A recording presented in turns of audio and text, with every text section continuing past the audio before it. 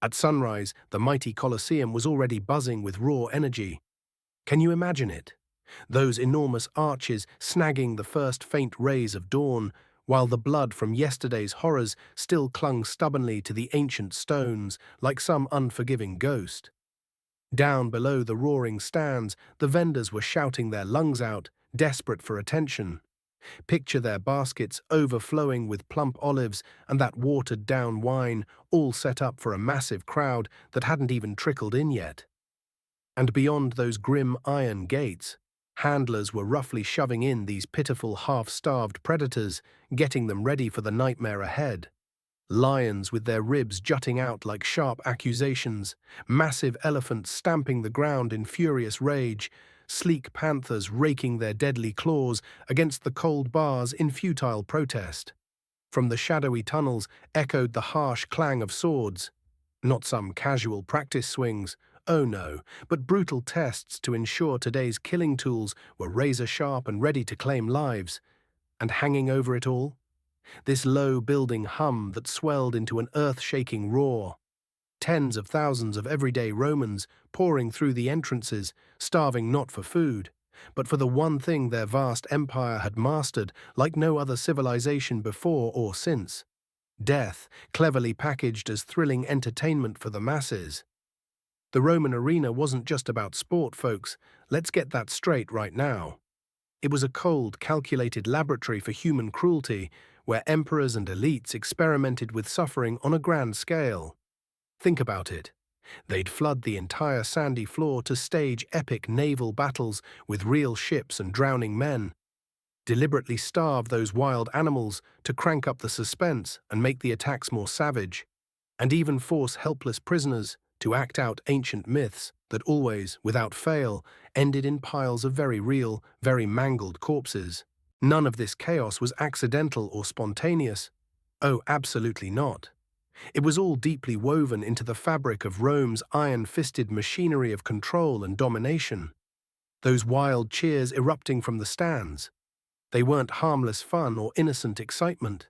No way. They were declarations of loyalty, shouted so loud they echoed through the annals of history, binding the people to their rulers. And today, right here with me, we're diving headfirst into that chilling shadow. These are the most brutal, most inhumane arena acts that pushed boundaries so far, they shocked even the hardened souls of ancient Rome.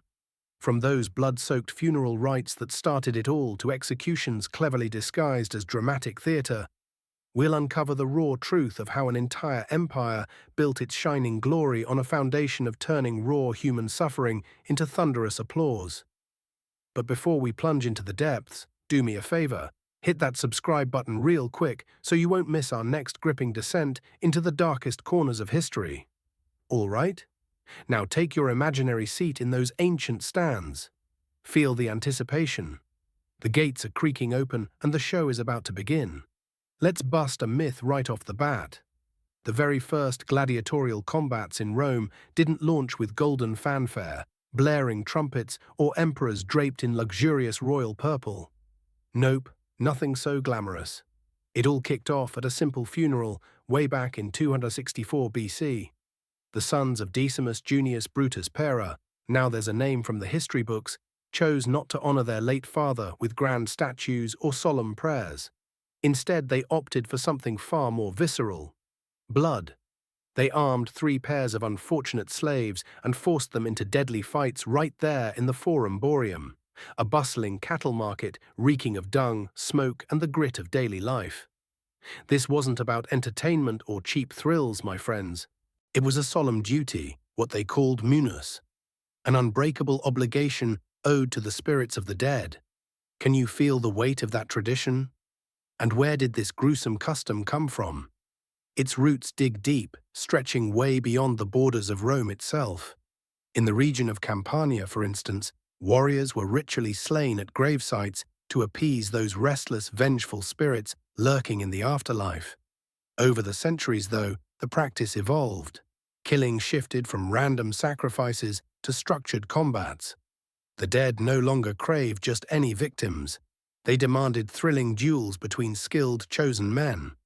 The Samnites, who were once Rome's fierce and bitter enemies on the battlefield, held such bloody contests frequently, and the Roman elites, they embraced the idea with open arms, eager to adopt and adapt it.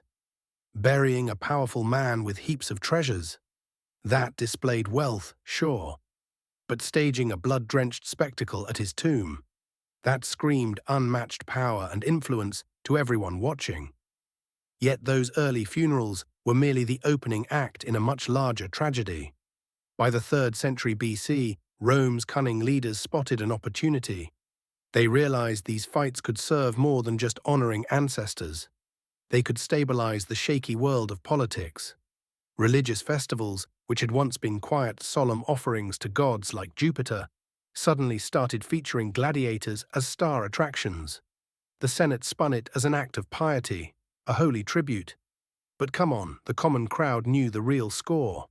This was state-sponsored violence, carefully designed to keep the masses loyal, distracted, and under control.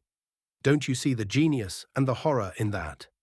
Even the armor and weapons told their own twisted stories based on verified historical accounts from ancient writers. Early fighters were decked out in the distinctive gear of Rome's conquered foes. The Samnite with his hefty protective shield, the Thracian wielding a wickedly curved blade, the Gaul swinging a broad, intimidating sword. Watching these men bleed and fall wasn't just spectacle, it was like reliving Rome's military victories, slash after brutal slash. Death transformed into living propaganda. As the blood kept spilling, the venues expanded dramatically. Those temporary wooden stands, they gave way to massive permanent amphitheaters, true temples dedicated to organized violence, where thousands upon thousands could gather to witness the carnage. The games evolved beyond private family affairs. They became the property of the state itself. Each glistening drop of blood on the sand whispered the same chilling message. Rome didn't just command men and armies, it commanded death itself. No one back then could have possibly guessed how far this obsession would spiral. What began as a ritual sacrifice to the dead morphed into elaborate theater, and solemn duty twisted into a national addiction. Rome had unlocked a terrifying new weapon, absolute power over not only the living, but the very meaning and spectacle of dying. And once that Pandora's box was cracked open, it never, ever slammed shut again. Imagine the implications. Doesn't it send a shiver down your spine? Now that deafening crowd roar wasn't reserved only for human combatants.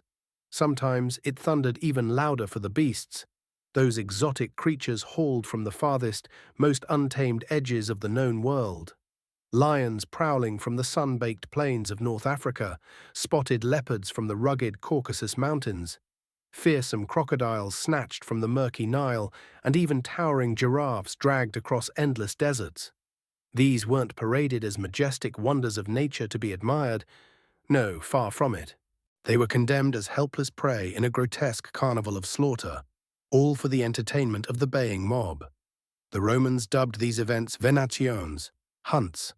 But let's be clear, based on archaeological evidence and ancient texts, these weren't fair chases for survival in the wild. They were all about raw domination, irrefutable proof that the empire could trap the untamable forces of nature and destroy them purely for pleasure. Julius Caesar himself set the brutal tone in 46 BC when he paraded the first giraffe ever seen in Europe. The crowds, baffled, nicknamed it a camelopard because Rome had no word for such an oddity. Half camel, half leopard in their eyes. But did they stand in awe? Hardly. The poor creature was hurled onto the sand to be viciously torn apart. The message couldn't have been clearer. If Rome could seize and subdue the strangest beasts from distant lands, it could conquer absolutely anything and everything. And oh, the slaughter only escalated from there, reaching obscene levels. When the iconic Colosseum finally opened its gates in AD 80, Emperor Titus reportedly oversaw the gruesome deaths of more than 9,000 animals in just one extended festival. Facts backed by contemporary records. Archaeologists have unearthed bones scarred with deliberate marks of starvation, solid evidence that lions, bears, and other predators were intentionally weakened beforehand to guarantee quick, bloody, and crowd-pleasing kills. Even elephants, which had once struck terror into Roman legions during Hannibal's infamous campaigns, were herded into the arena like cattle and butchered mercilessly for the cheers.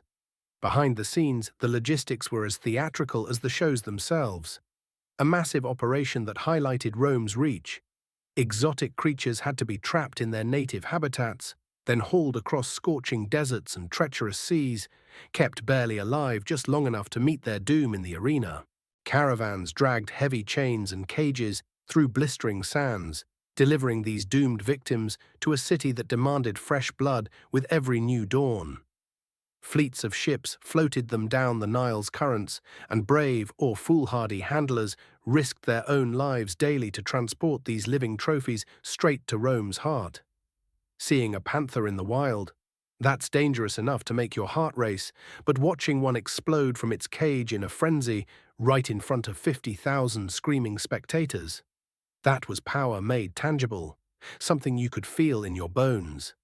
Every single creature served as a living souvenir of conquest, undeniable proof that the empire's grasp knew no boundaries whatsoever. What do you think? Could you stomach being there? Some emperors turned these hunts into their personal ego-boosting stages, strutting like gods. Commodus, Rome's most flamboyant and self-absorbed showman, would stride into the arena dressed as Hercules himself, slaughtering hundreds of animals with bow and club. He wanted the world to see him as a divine hero among beasts. But everyone whispered the truth. It was just a fragile ego hiding behind rigged games. The hunts were often fixed from the start, animals chained, maimed, or half-starved, so the emperor could bask in a guaranteed, applause-filled victory. And the people? They cheered not out of genuine admiration, but because when the emperor hunts, staying silent could mean your own sudden fatal end. Terrifying, right? But behind those forced cheers, a quieter, more heartbreaking tragedy was unfolding. Ancient writers like Pliny the Elder raised alarms in their works, warning how entire rare species were vanishing from their homelands after decades of relentless Roman slaughter. Lions, leopards, and even mighty elephants were pushed perilously close to extinction, all to satisfy the empire's insatiable appetite for spectacle. The Colosseum wasn't merely a theatre of death, it was an ecological wrecking ball, smashing through nature's balance.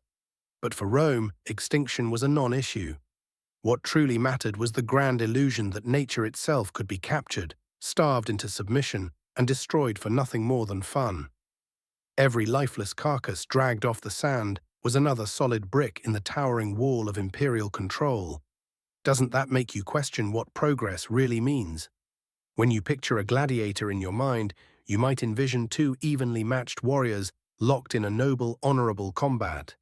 Sword against sword, skill against skill.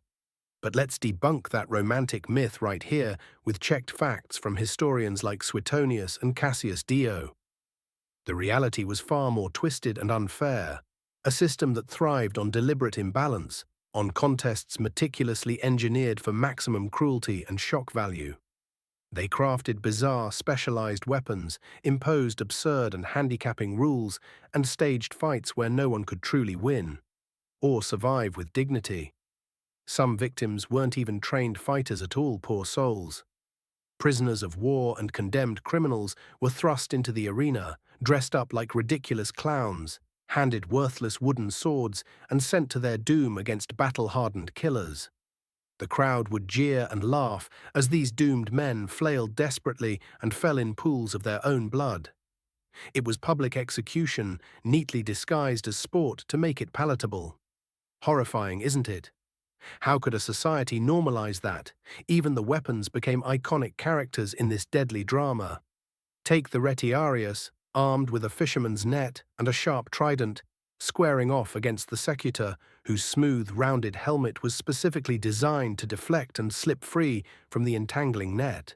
It wasn't about pure, fair skill alone. No, it was all about building suspense, creating a living riddle that kept the audience guessing. Would the net ensnare its target, or would the sword break through for the kill? Romans absolutely devoured that nail-biting tension, even when the entire match was as carefully scripted as a modern stage play. The numbers escalated to truly obscene levels, pushing the limits of imagination. Sometimes a single gladiator was thrown into the fray against several foes at once, turning the odds impossibly against him. On other days, entire units of fighters would clash like miniature armies on the sand, transforming the arena floor into a gruesome swamp of fresh blood, splintered shields, and horribly mangled corpses scattered everywhere. And when the standard novelty started to wear thin on the jaded crowd, the organizers reached even further for fresh thrills. Enter the female gladiators, gladiatrices, who stepped onto the bloodied sand in the 1st century AD. Writers like Juvenal mocked them in his satires, but verified records and inscriptions prove they fought for real, against dwarves for added humiliation, against ferocious beasts, and even against each other in fierce duels. Their presence blurred traditional gender lines in Roman society, but it also reinforced a darker, undeniable truth.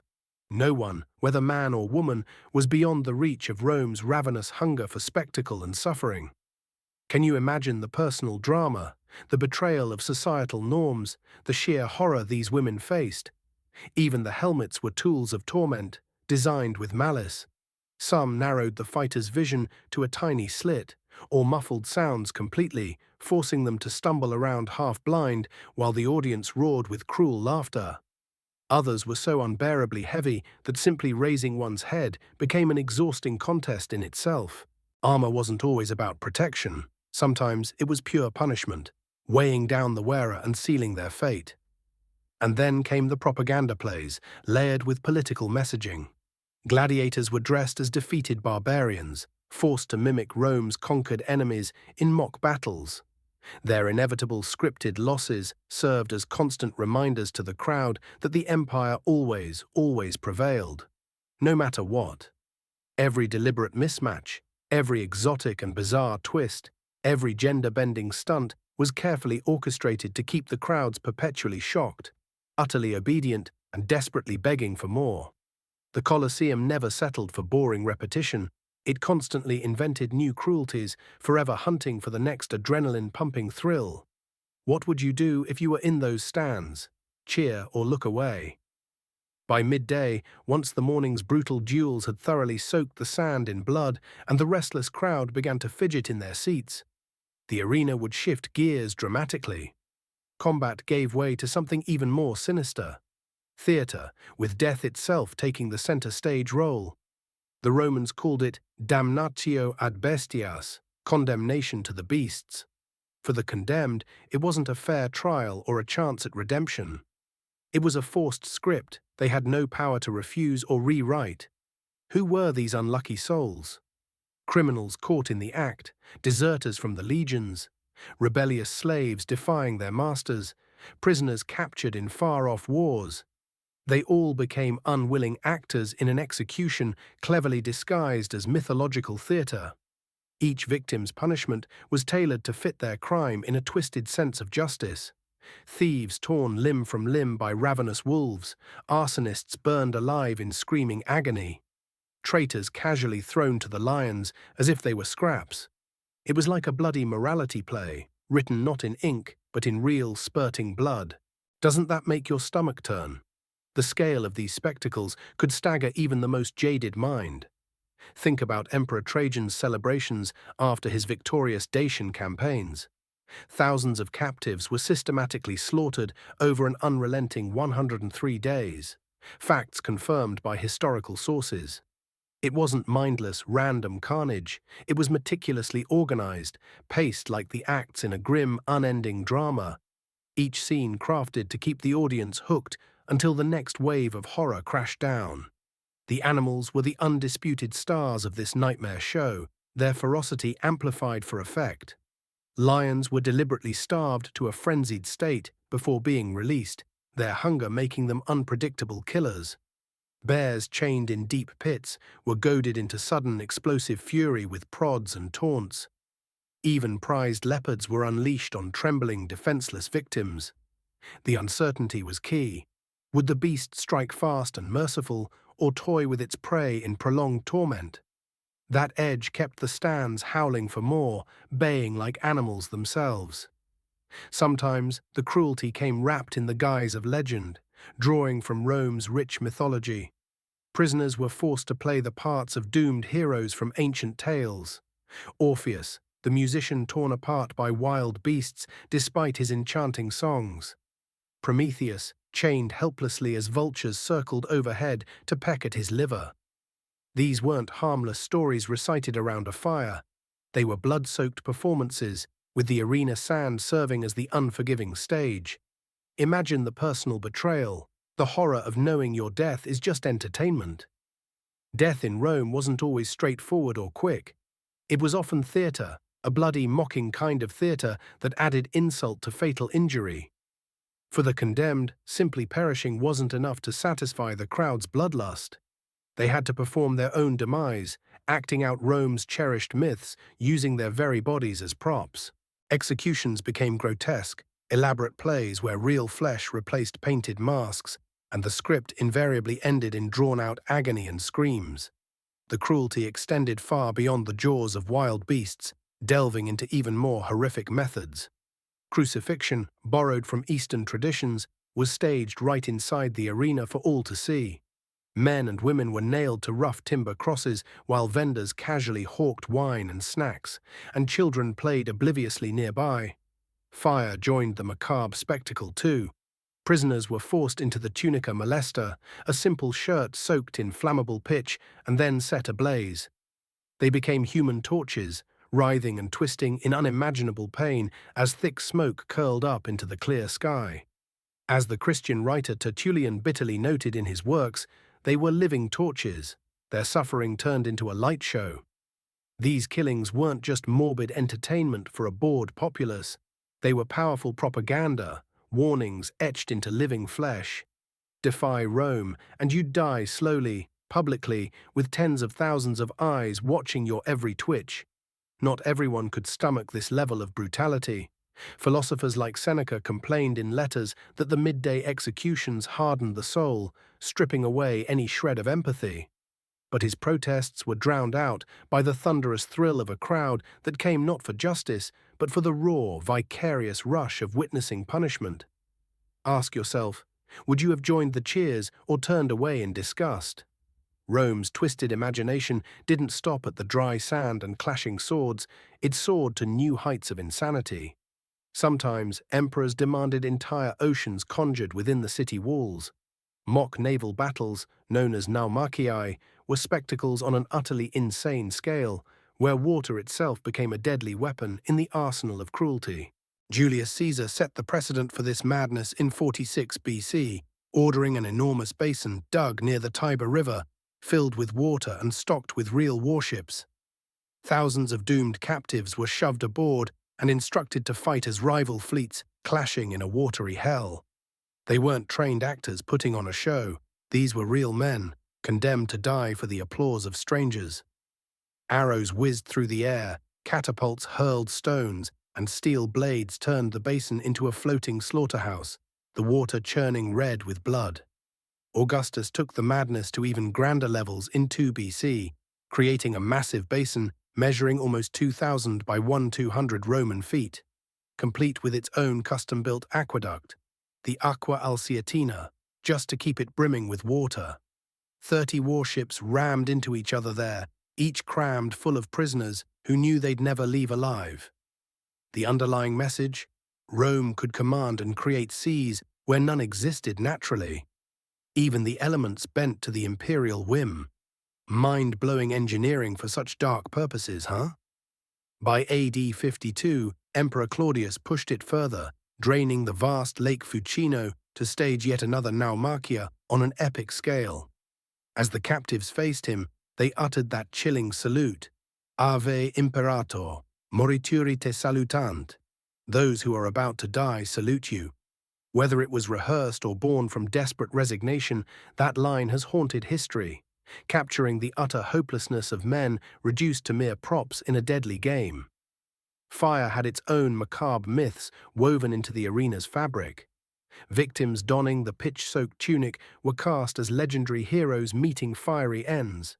Hercules consumed by a poisoned shirt, or Mucius Scaevola proving his loyalty by holding his hand steady in flames. The crowd would laugh uproariously as these heroes screamed in agony, their supposed bravery reduced to smoldering ash, their epic stories twisted into cruel mockery. Even the Colosseum's architecture was engineered to feed this endless appetite for domination.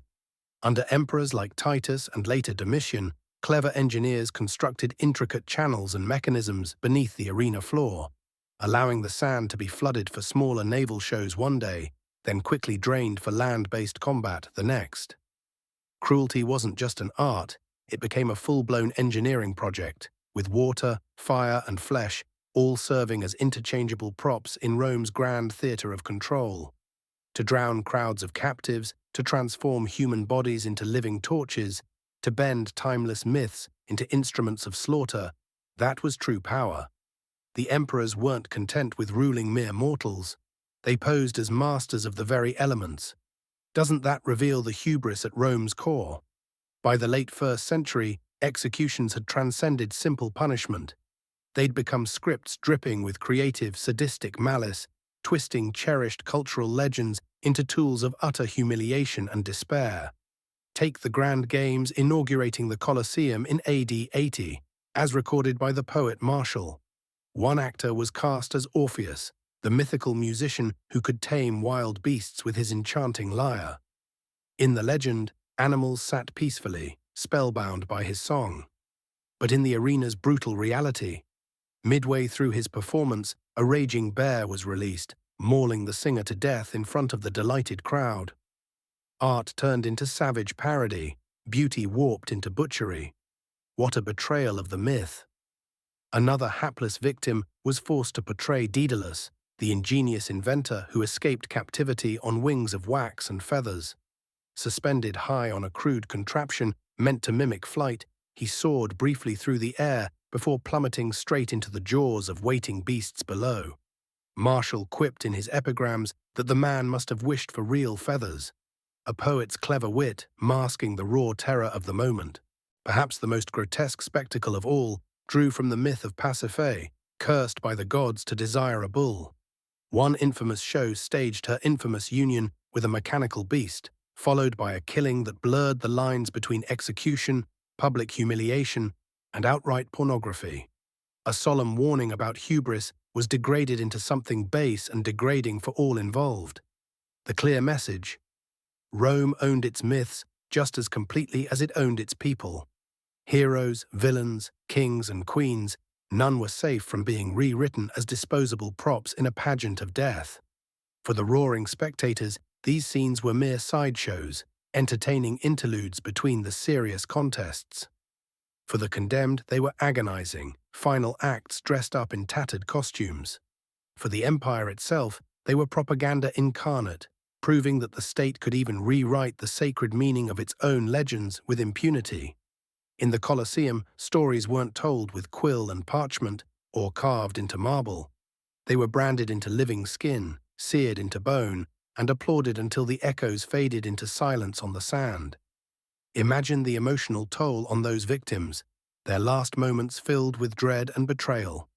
The thin line between wise rule and raw, unchecked obsession blurred until an emperor's fleeting whim decided who lived, who died, and in what horrific manner. Caligula, notorious for his savage, unpredictable moods, once ran out of animals midway through a show and casually ordered innocent spectators dragged from the stands to fill the gap. They came expecting to watch bloodshed, only to become unwilling participants in it.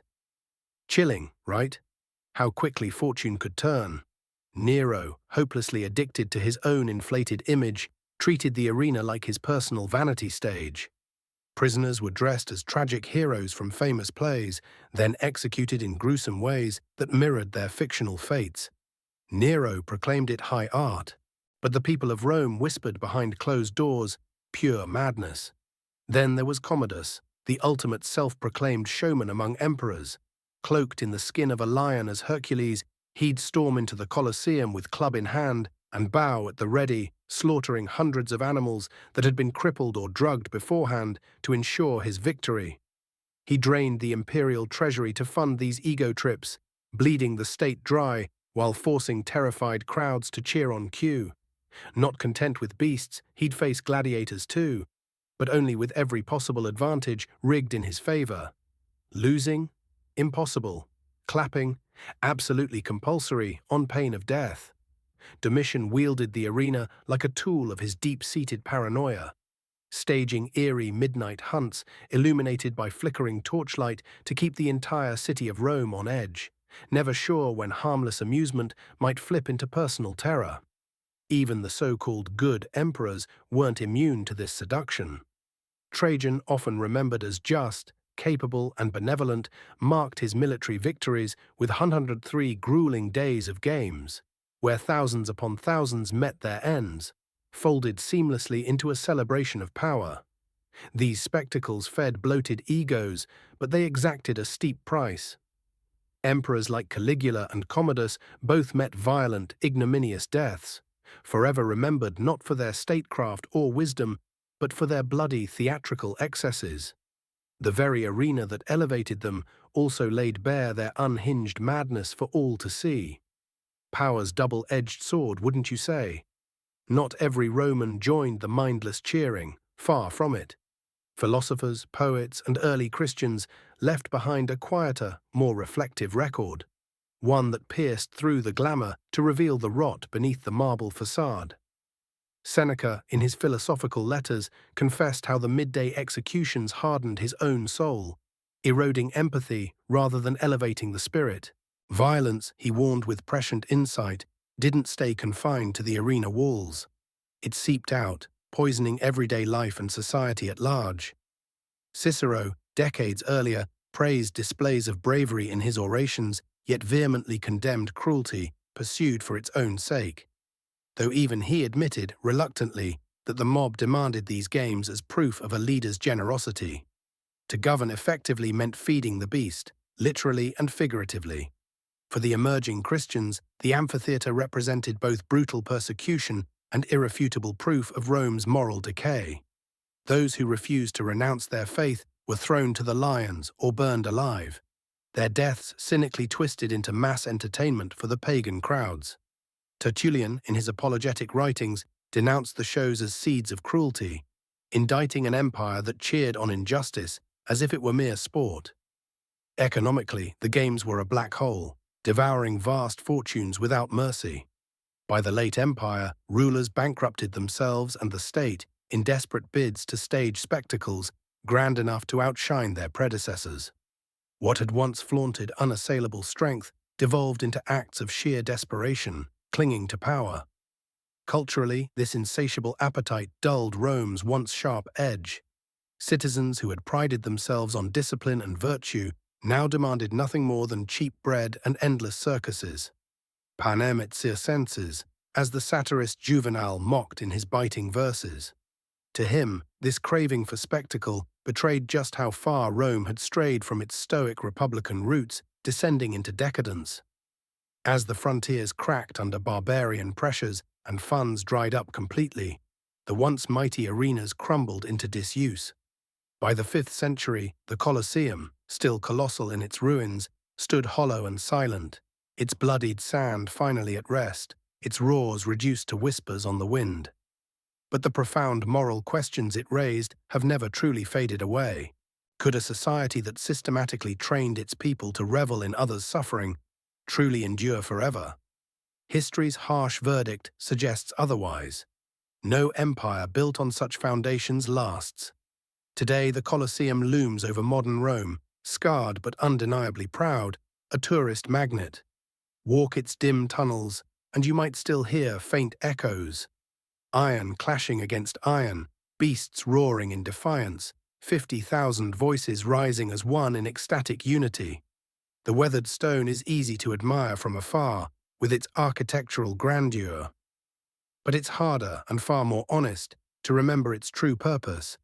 Cruelty rehearsed and repeated until it felt utterly normal, even celebrated. Rome's arenas weren't merely venues for blood and guts. They were sophisticated instruments of control, shaping how citizens thought, how they laughed, and how they obeyed without question.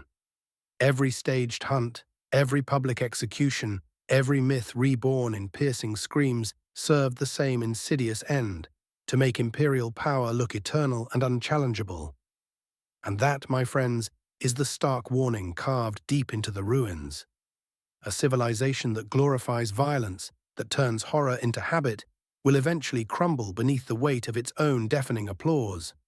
So, tell me, which of these spectacles best reveals Rome's darkest soul? The savage hunts stripping nature bare, the living torches illuminating human agony, or the emperors drunk on their own rigged shows? Drop your thoughts in the comments below. And if this deep dive into Rome's brutal entertainments has gripped you, shaken you, or made you think twice about history, hit subscribe so you don't miss our next journey into the shadows. Until then, remember, the Colosseum may be quiet now, a relic of the past, but its echoes of cruelty still breathe through the stones, reminding us of lessons we ignore at our peril.